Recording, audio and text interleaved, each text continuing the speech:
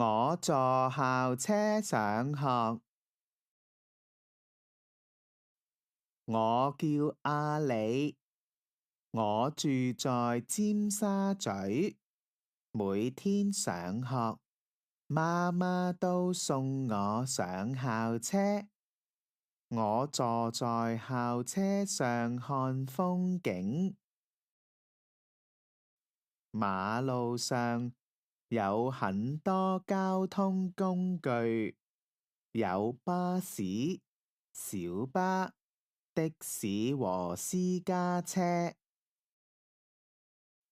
星期天，爸爸不用上班，我們一家人坐港鐵到圖書館。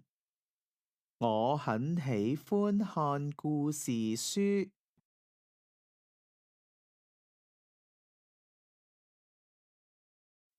有時候，我們還會去公園玩耍。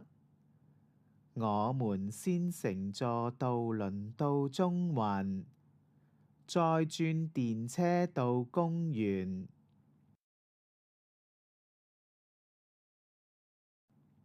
今天是我的生日，爸爸和媽媽送了一輛單車給我，我很開心。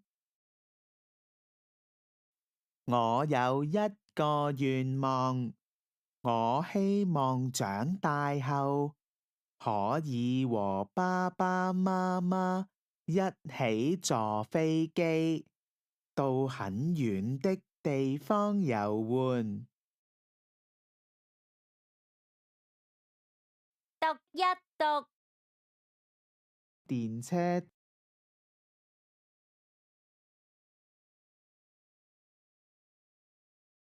渡輪、小巴、港鐵、